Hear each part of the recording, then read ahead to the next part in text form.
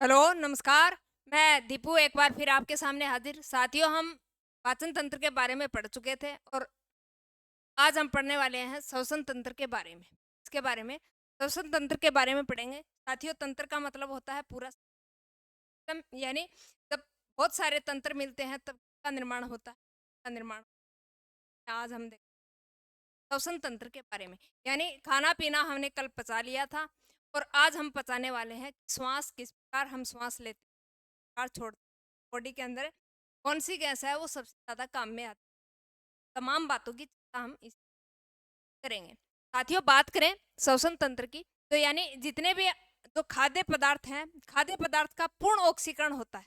खाद्य पदार्थ जो भी खाते हैं उनका क्या होता है, पूर्ण ऑक्सीकरण होता है। और पूर्ण ऑक्सीकरण होता है तो क्या मिलती है, एनर्जी मिलती है। क्या मिलती है, ऊर्जा मिलती है। ऊर्जा व उष्मा का निर्माण भी होता है। क्या होता है, ऊर्जा तथा उष्मा का क्या होता है, निर्माण होता है। और जिसके कारण क्या होता है, बॉडी का टेम्परेचर होता है वो क्या होता है, मेंटेन बना रहता है।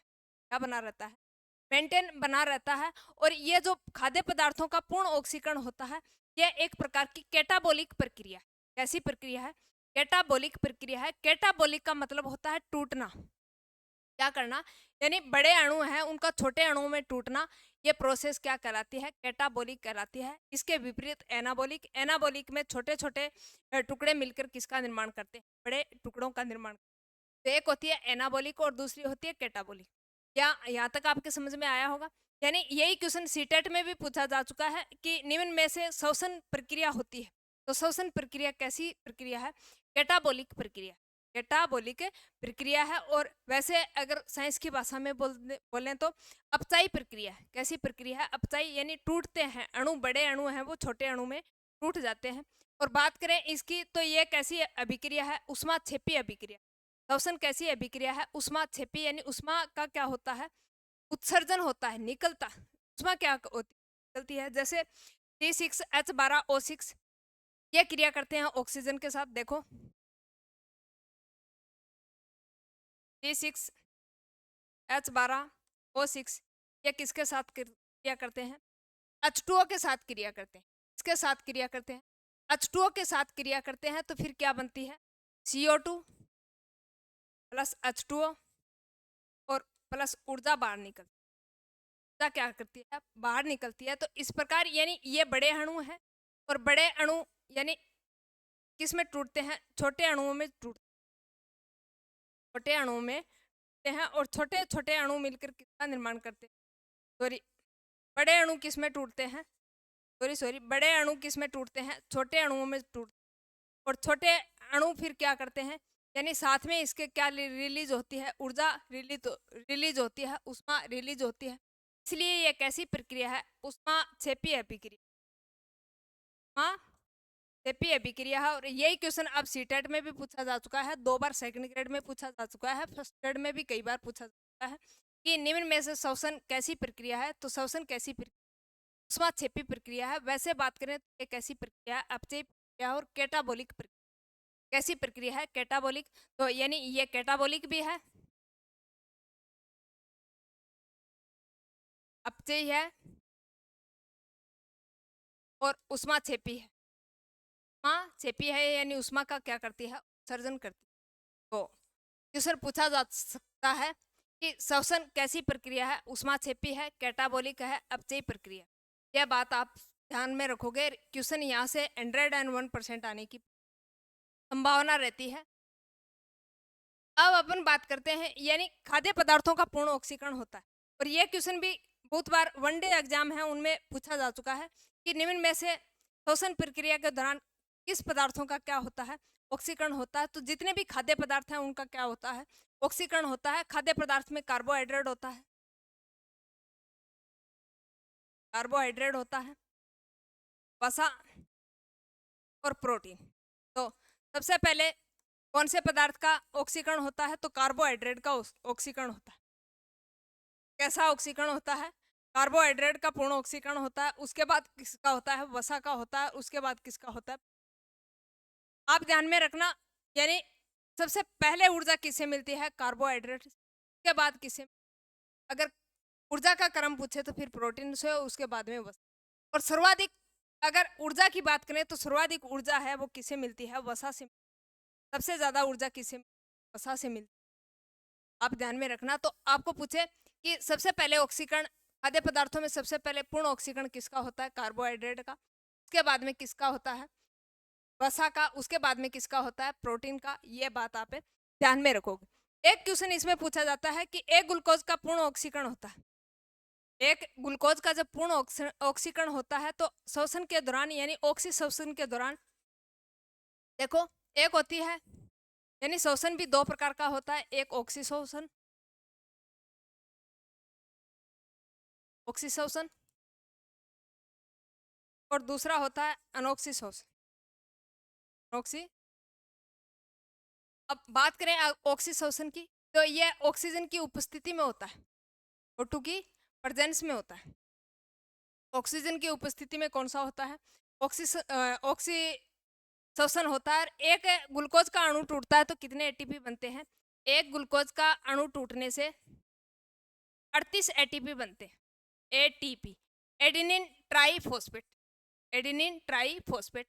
या ऑक्सी श्वसन के अंदर एक ग्लूकोज का अणु टूटता है और एक ग्लूकोज का अणु टूटने पर कितने एटीपी बनते हैं? 38 एटीपी बनते हैं। इसको ऊर्जा मुद्रा के नाम से भी जानते हैं, ऊर्जा मुद्रा के नाम से भी जानते हैं। और ये क्वेश्चन टीटेट में पूछा जा चुका है कि एटीपी का दूसरा नाम क्या है? तो ऊर्जा मुद्रा। क्या है? ऊर्जा मुद्रा। और इसमें अंतिम उत्पाद क्या बनता है? अंतिम उत्पाद आपने अभिक्रिया देखी थी C6H12O6 प्लस इसकी क्रिया किससे होती है? H2O से। तो क्या बनता है? CO2 बनता है प्लस H2O बनता है और प्लस में ऊर्जा। तो अंतिम उत्पाद क्या हुआ? यानी ये क्या है? इसका ऑक्सी श्वसन का अंतिम उत्पाद। ऑक्सी श्वसन का कैसा उत्पाद है? ऑक्सी श्वसन का अंतिम उत्पाद है। और यह क्वेश्चन सेकंड ग्रेड में भी पूछा जा चुका है और टीटेट के अंदर भी पूछा जा चुका है कि ऑक्सी श्वसन के दौरान यानी अंतिम उत्पाद क्या होता है? तो अंतिम उत्पाद होता है CO2 प्लस H2O प्लस ऊर्जा। ये क्या है? अंतिम उत्पाद है। और बात करें अनोक्सी श्वसन की तो अनोक्सी श्वसन में अंतिम उत्पाद क्या होता है? अम्ल होता है, एल्कोहल होता है, CO2 होती है, ऊर्जा होती है। अम्ल होता है, एल्कोहल होता है, CO2 होती है और ऊर्जा होती है। यानी यह अनोक्सी श्वसन के दौरान, अनोक्सी श्वसन के अनोक्सी श्वसन के दौरान होता है। और यह जो अंतिम उत्पाद बनता है इसके अंदर CO2 होती है, H2 होती है, ऊर्जा होती है। यह ऑक्सी श्वसन होता है। यह बात आप अच्छे तरीके से ध्यान में रखना। क्वेश्चन बहुत बार पूछा जाता है और इन्हीं में से क्वेश्चन आने की, तो आप इनको अच्छे तरीके से ध्यान में रखना। अब अपन बात करते हैं कि ऑक्सी श्वसन के दौरान और क्या होता है। तो ऑक्सी श्वसन की क्रिया है ये कोशिका द्रव्य में संपन्न होती है। कहाँ संपन्न होती है? कोशिका द्रव्य में संपन्न होती है। और क्रेबस चक्कर भी चलता है इसके अंदर, क्रेबस चक्कर भी चलता है। और ये कहाँ होती है? ये कोशिका द्रव्य के अंदर संपन्न होती है। और बात करें यानी इसकी तो ये क्या है? एक पूर्ण ऑक्सीकरण अभिक्रिया, पूर्ण ऑक्सीकरण अभिक्रिया। अब अपन बात करते हैं कि मानव के अंदर श्वसन किस प्रकार होता है, कौन कौन से अंग काम में आते हैं। पहले हेडिंग डालेंगे श्वसन और उसमें हम परिभाषा लिख लेते हैं। यानी श्वसन के दौरान क्या क्या होता है, परिभाषा। यानी खाद्य पदार्थों का क्या होता है? पूर्ण ऑक्सीकरण। खाद्य पदार्थों का पूर्ण ऑक्सीकरण होता है।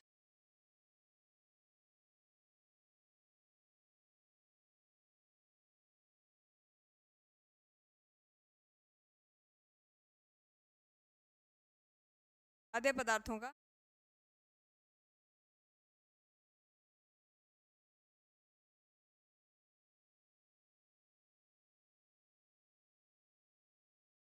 पूर्ण ऑक्सीकरण,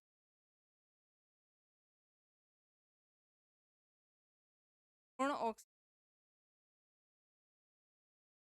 से हमें क्या मिलती है? ऊर्जा व उष्मा मिलती है। क्या होती है? इससे हमें ऊर्जा व उष्मा का निर्माण होता है।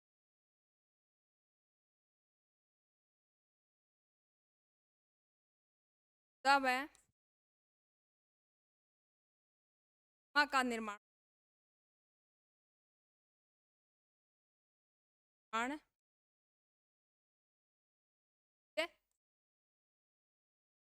यानी जब खाद्य पदार्थों का पूर्ण ऑक्सीकरण, खाद्य पदार्थों में कार्बोहाइड्रेट होता है, वसा होता है और प्रोटीन होता है। अब अपन बात करते हैं ये कैसी प्रक्रिया है, कैटाबॉलिक प्रक्रिया है। कैटाबॉलिक कैसी प्रक्रिया है? कैटाबॉलिक प्रक्रिया कैसी प्रक्रिया है? कैटाबॉलिक प्रक्रिया है जिसको अपचयी प्रक्रिया बोलते हैं।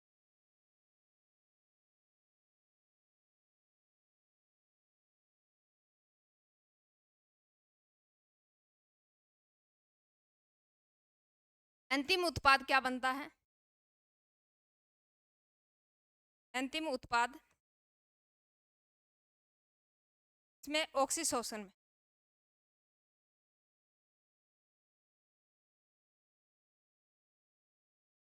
अंतिम उत्पाद क्या बनता है? CO2 प्लस H2O और प्लस ऊर्जा। अतः यह कैसी प्रक्रिया है? ऊष्माक्षेपी। तो यही क्वेश्चन अभी अभी 2-3 दिन पहले ही सीटेट का पेपर हुआ, उसमें पूछा जा चुका है कि यह कैसी प्रक्रिया है श्वसन। तो श्वसन एक ऊष्माक्षेपी अभिक्रिया है, ऊष्माक्षेपी प्रक्रिया है। इसके अंदर CO2 प्लस H2O प्लस ऊर्जा ये अंतिम उत्पाद बनते हैं और ऊर्जा क्या होती है? रिलीज होती है। क्या होती है? ऊर्जा रिलीज होती है। तो प्रकार की प्रक्रिया है ऊष्माक्षेपी प्रक्रिया। अब अपन बात करते हैं कि ये यानी कैटाबॉलिक। तो कैटाबॉलिक का मतलब होता है टूट। जब बड़े अणु छोटे अणुओं में टूटते हैं, बड़े अणु छोटे अणुओं में टूटते हैं तो ये कैसी प्रक्रिया होती है? कैटाबॉलिक प्रक्रिया होती है। अब अपन बात करते हैं श्वसन के प्रकार।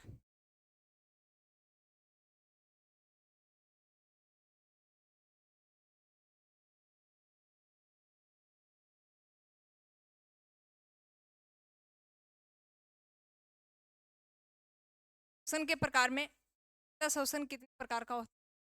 2 प्रकार का।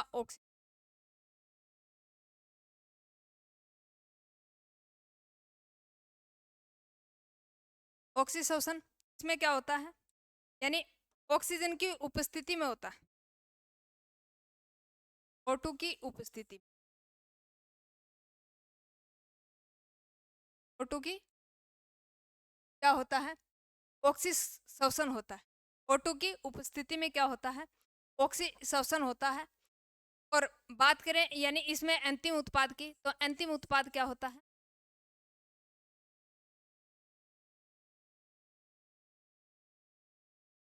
CO2 प्लस H2O प्लस ऊर्जा।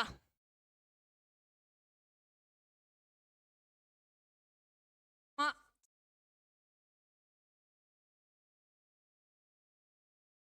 अंतिम उत्पाद CO2 प्लस H2O प्लस ऊर्जा, ये क्या होता है? अंतिम उत्पाद होता है।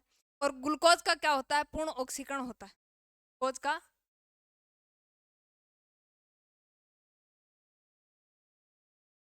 ग्लूकोज का पूर्ण ऑक्सीकरण होता है।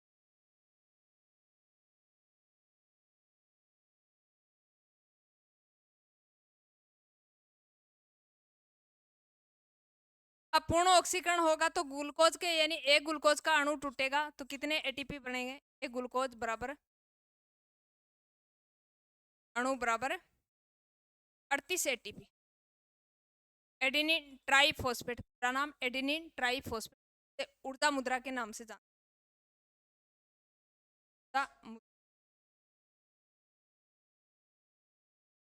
यानी एक ग्लूकोज का अणु टूटता है ऑक्सीशोषण के दौरान तो कितने एटीपी? 38 एटीपी बनते हैं। तो यह किस प्रकार की प्रक्रिया है? ऊष्माक्षेपी प्रक्रिया है। अब अपन बात करते हैं यह प्रक्रिया कहाँ संपन्न होती है? तो कोशिका द्रव्य में।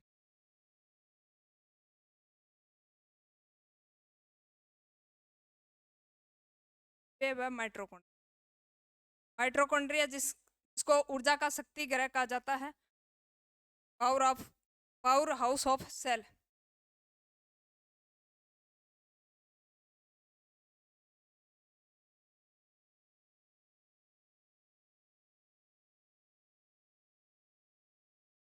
अब अपन बात कर लेते हैं कौन से शोषण की?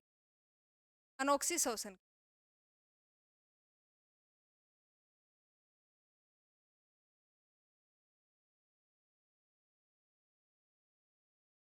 अनोक्सी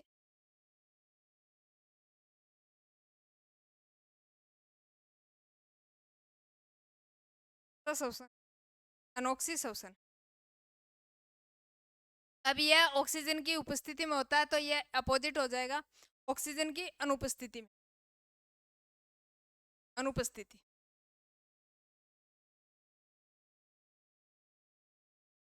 अनुपस्थिति O2 की अनुपस्थिति में होता है और अपूर्ण ऑक्सीकरण होता है, यानी इसमें पूर्ण तो इसमें अपूर्ण ऑक्सीकरण।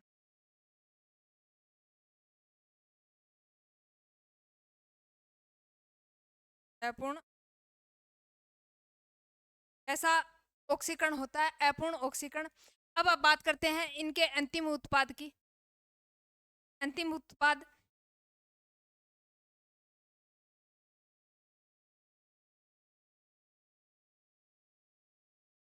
क्या बनता है? अम्ल बनता है, एल्कोहल बनता है, अम्ल, एल्कोहल, CO2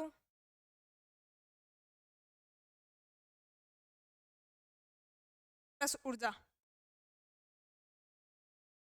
ये अंतिम उत्पाद बनते हैं अनोक्सी शोषण के दौरान। और ये इसके अंदर कितने एटीपी बनते हैं? तो 2 एटीपी बनते हैं। कितने ATP? 2 ATP, adenine triphosphate, 2 ATP बनते हैं अनोक्सी शोषण के दौरान। 2 एटीपी और ऑक्सी शोषण के दौरान 38 एटीपी और अनोक्सी शोषण के दौरान 2 एटीपी बनते हैं। अब अपन बात करते हैं मानव का जो श्वसन तंत्र है के अंगों की प्रकार। मानव यह मुख्य मुख्य प्रोसेस थी। अब अपन बात करते हैं यानी मानव के श्वसन अंग, श्वसन अंग।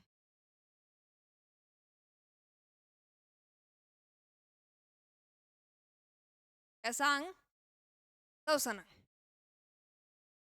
श्वसन अंगों की बात करें तो सबसे पहले यानी नासा और उसके बाद में नासा छिद्र, यानी यह हमारी नाक है और उसके बाद यानी नासा छिद्र। और नासा छिद्र के अंदर क्या होते हैं? रोम होते हैं जो क्या करते हैं? जो भी अवशिष्ट धूल मिट्टी के साथ सॉरी हवा के साथ जो भी धूल के कणा हैं उनको रोकने का काम तो हमारे नासा छिद्र के अंदर रोम होते हैं। ये शुद्ध हवा को क्या करके रखते हैं, करके भेजते हैं। और इसलिए ये ज्यादा क्या है तो नासा छिद्र यानी भगवान ने जो भी चीज बनाई है ना वो अनावश्यक नहीं बनाई। क्या नहीं बनाई? अनावश्यक नहीं बनाई। तो नासा छिद्र के अंदर जो रोम होते हैं, बाल होते हैं, वो क्या करते हैं यानी हवा को शुद्ध करके भेजते हैं, फिल्टर करके भेजते हैं। उसके बाद में नासा कपाट, यह जो कपाट यानी कई बार अपन इस पे अगर चोट लग जाती है तो सबसे ज्यादा क्या होता है? दर्द होता है। तो यह नासा छिद्र, फिर नासा कपाट। और नासा कपाट के बाद में ये क्या है? फेरिंग्स, यानी अंदर जो दिखाई देता है बिल्कुल आपको पूरा मुंह खोलोगे तो 2 छिद्र से दिखाई देंगे। इसको क्या बोलते हैं? फेरिंग्स गर्सनी बोलते हैं। क्या बोलते हैं? ये कॉमन भाग होता है। ऐसा भाग होता है, कॉमन भाग होता है। यानी पहले क्या होता है? बिल्कुल कॉमन भाग होता है और यहाँ पे एक ढक्कन लगा होता है जिसे एपिग्लेटिस बोलते हैं। एपिग्लेटिस,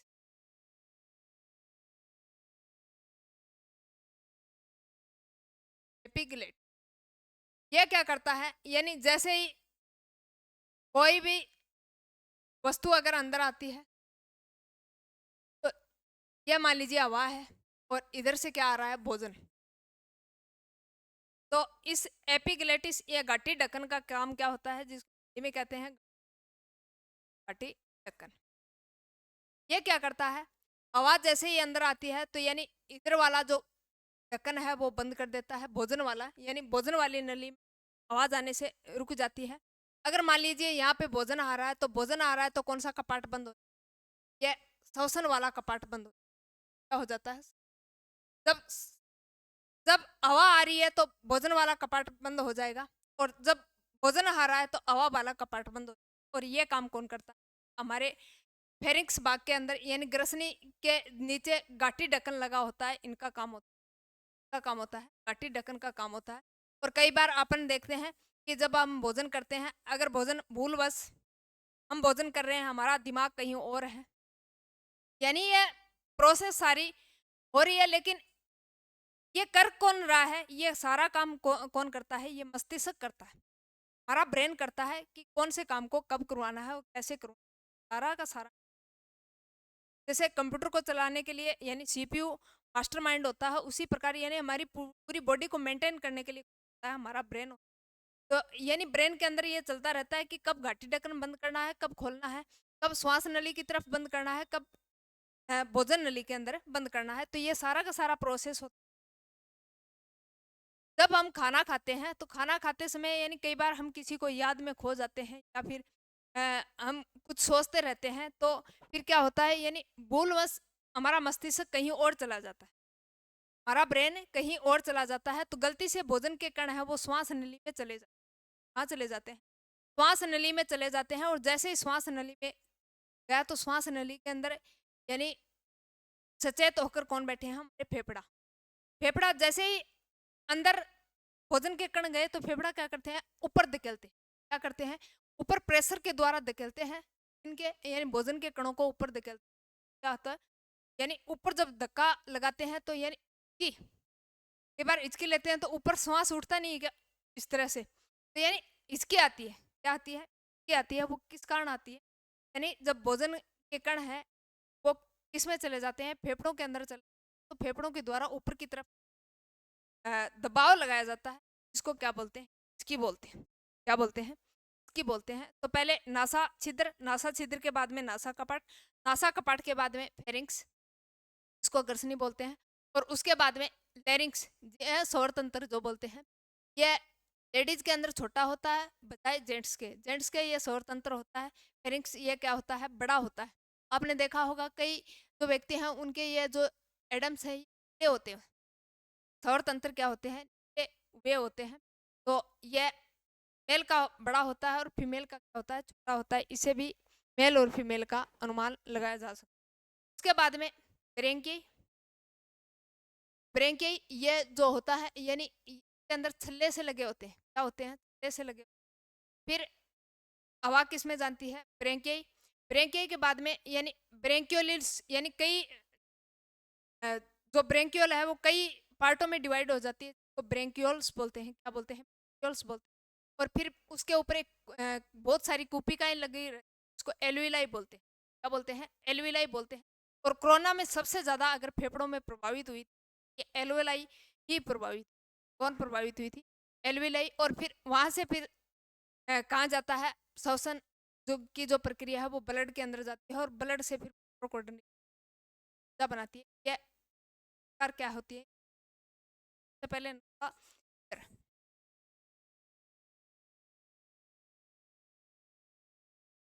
छिद्र,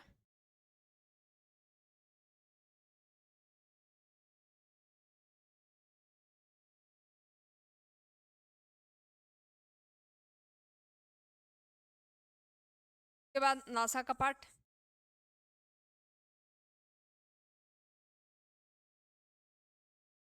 नासा कपाट। इसके बाद में कौन सा?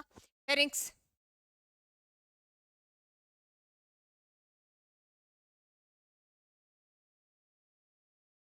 उसके बाद में लेरिंक्स।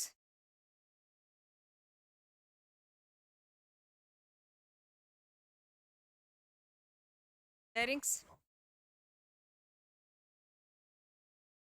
लेरिंक्स के बाद में हवा कहाँ जाती है? आवाज आती है ट्रेकिया के अंदर, श्वास नली के अंदर। कहाँ जाती है? श्वास नली के अंदर जाती है। ट्रेकिया ही लिख लो।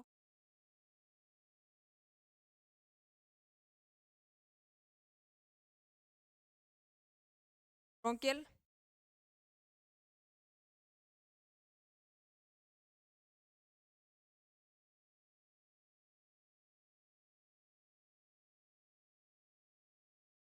ब्रोंकियोलाई यानी कई भागों में डिवाइड हो जाती है, जिसको ब्रोंकियो बोलते हैं। एल्विलाई यानी कुपिकाएं।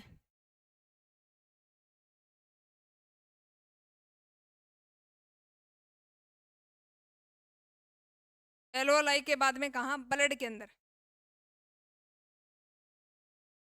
रक्त के, रक्त से फिर माइटोकॉन्ड्रिया,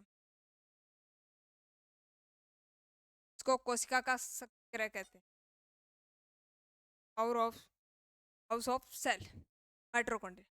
तो सबसे पहले नासा छिद्र, नासा छिद्र के बाद में नासा कपाट, नासा कपाट के बाद में फेरिंक्स, फेरिंक्स के बाद में लेरिंक्स, और लेरिंक्स के बाद में कहाँ? ट्रेकिया के अंदर। ये जो ट्रेकिया है यानी छल्ले से लगे रहते हैं, जिससे पिचकने से रोकते हैं। हवा का जैसे दबाव पड़ेगा तो यानी ये पिचकने से रोके रखने का काम किसका होता है? ट्रेकिया का होता है, का होता है। उसके बाद में ब्रोंकियल, और ब्रोंकियल जब कई पार्टों में डिवाइड हो जाता है, इसी को ब्रोंकियोलाई बोलते हैं। और उस ब्रोंकियोलाई पे कुपिकाएं लगी होती हैं, बहुत सारी कुपिकाएं होती हैं जो कई करोड़ों के अंदर होती हैं, उनको एल्वेलाई बोलते हैं। एल्वेलाई फिर क्या करता है, यानी रक्त के अंदर क्या करता है? ऑक्सीजन की सप्लाई करता है। अब अपन बात करते हैं कि इनके अंदर श्वसन किस प्रकार होता है। तो अलग अलग जीवों में श्वसन अंग हैं वो अलग अलग होते हैं, अलग अलग होते हैं। जैसे स्तनधारी है, मैमल्स होते हैं, उसके अंदर फेफड़ों से होता है, फेफड़ों से होता है। कीट, कीट के अंदर श्वसन किससे होता है? श्वास नली, यानी जो श्वास नली है उससे श्वसन करते हैं। मछली है, जलीय जीव है, वो किससे करते हैं? कलोम या गिल्फड़ों से। क्या? मेंढक, मेंढक उभयचरी है, जब वो जमीन पर होता है तो किससे श्वसन?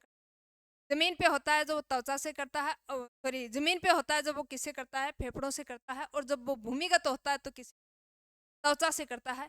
तो श्वसन अंगों की बात कर लेते हैं। एक बार इन श्वसन अंगों से वनडे एग्जाम होते हैं,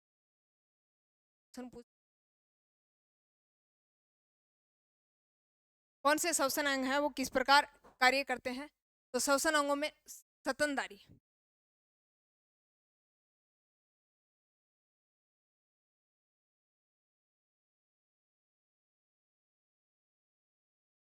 फेफड़ों से,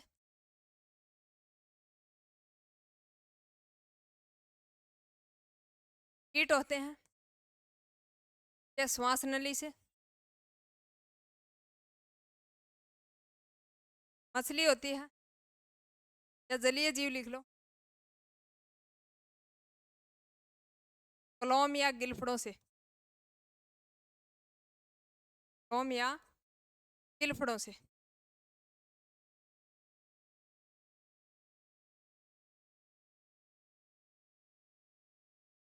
मेंढक,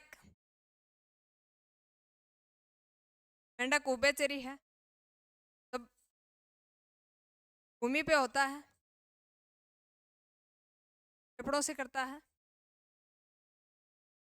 और जब पे होता है, भूमिगत होता है, तब किससे करता है? त्वचा से करता है। अब अपन बात करते हैं कि हम श्वसन के दौरान कौन सी गैस लेते हैं और कौन सी छोड़ते हैं, और लेते हैं तो कितनी लेते हैं। तो श्वास यानी पहले श्वास लेते हैं और फिर निकालते हैं, तो यानी एक बार निश्वास और नीच श्वास, ब्रीथिंग की क्रिया।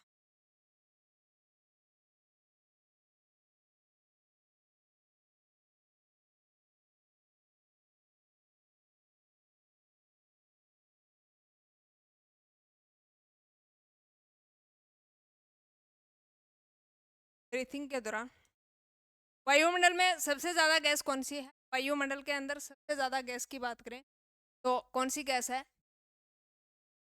नाइट्रोजन गैस सबसे ज्यादा है, और वो कितनी है? 78%।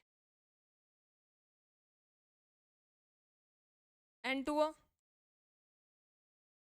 78% गैस है, 78%। अब आप 78% है नाइट्रोजन, नाइट्रोजन गैस कितनी है? 78%। और ऑक्सीजन कितनी? ऑक्सीजन है 21%।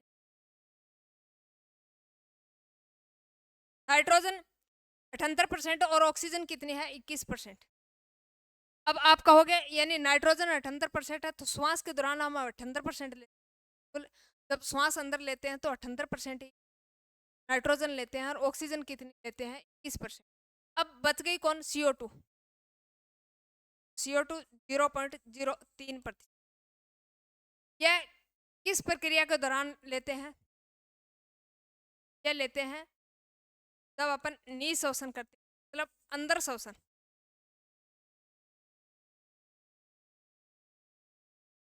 श्वास का अंदर लेना।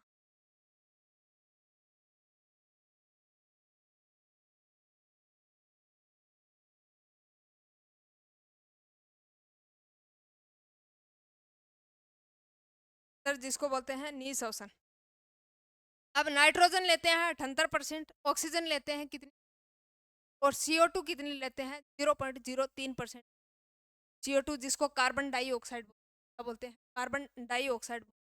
अब निःश्वसन,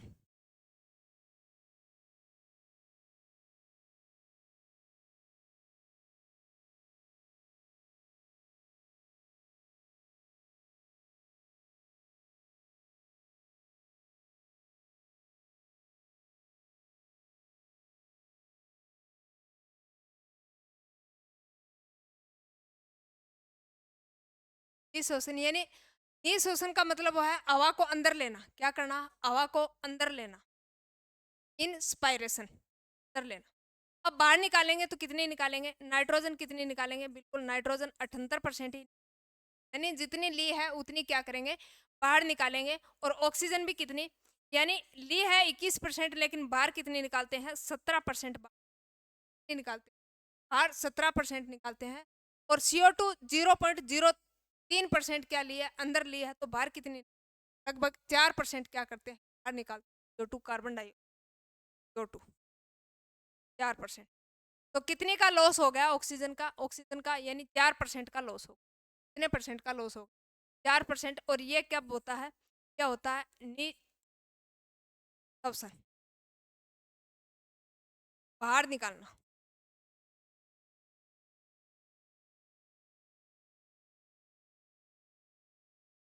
अब नाइट्रोजन 78% लेते हैं, ऑक्सीजन 21% लेते हैं, और CO2 0.03% लेते हैं। जब बाहर निकालते हैं, यानी एक अंदर की प्रोसेस और एक बाहर की प्रोसेस। अब बाहर निकालते हैं तो 78% यानी ग्रहण भी कितनी की 78 और निकाल भी कितने रहे, और ऑक्सीजन ग्रहण की 21%, निकाल कितने रहे हैं 17%। तो कितने का नुकसान हो रहा है, 4% का नुकसान हो रहा है। और CO2 0.03% ग्रहण की और निकाल क्या रहे हैं ज्यादा। अब बॉडी के अंदर CO2 है, के अंदर CO2 भी है और ऑक्सीजन भी है। ऑक्सीजन लगभग कितने परसेंट है, 4%। तो एक होता है बॉडी के अंदर हीमोग्लोबिन, हीमोग्लोबिन, हिम का मतलब होता है लोहा। क्या मतलब होता है, हिम का मतलब होता है साथियों लोहा, फिर आयरन। और ग्लोबिन का मतलब होता है प्रोटीन। ये किसका नाम है, अब साथियों इसकी एक आदत है हीमोग्लोबिन की।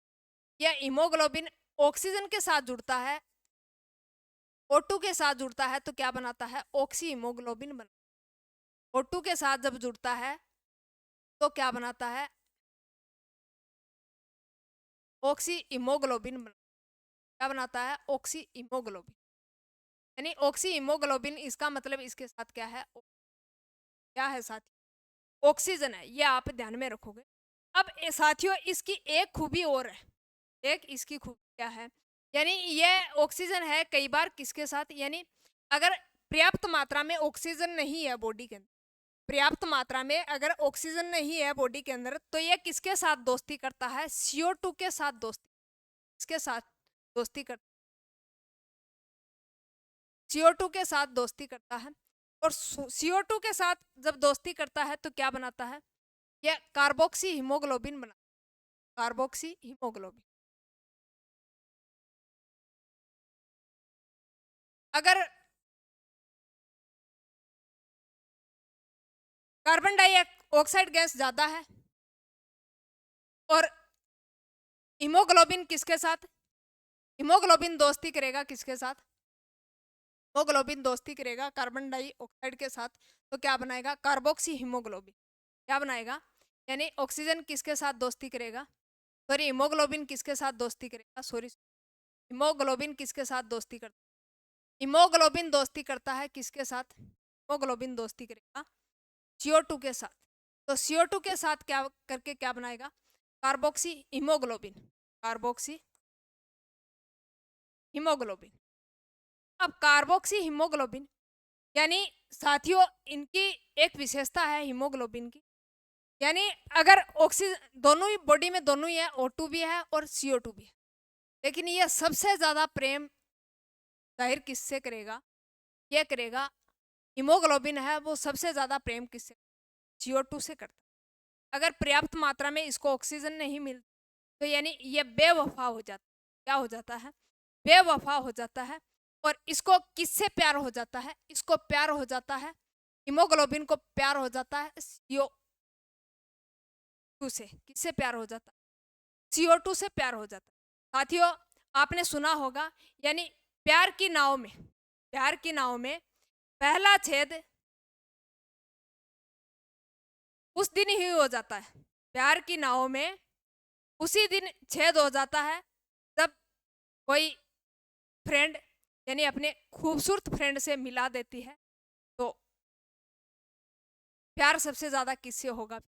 यानी जिससे आप दोस्ती कर रहे हो उससे न होकर, यानी जो खूबसूरत खूबसूरत जो लड़की है उससे क्या होता है? प्रेम हो जाता है। इससे आपने देखा होगा जब बारात में सज धज के जाते हैं लड़के, तो यानी जैसे ही लड़कियां क्या करती हैं, लड़की को वरमाला के लिए लेकर आती हैं, तो जो दूल्हे के जो साथ वाले लड़के हैं, जैसे ही खूबसूरत किसी लड़की को देखा तो वो दोस्ती किससे कर लेते, यानी उन लड़की के कॉन्टेक्ट नंबर ले लेते हैं और का क्या हो जाता है?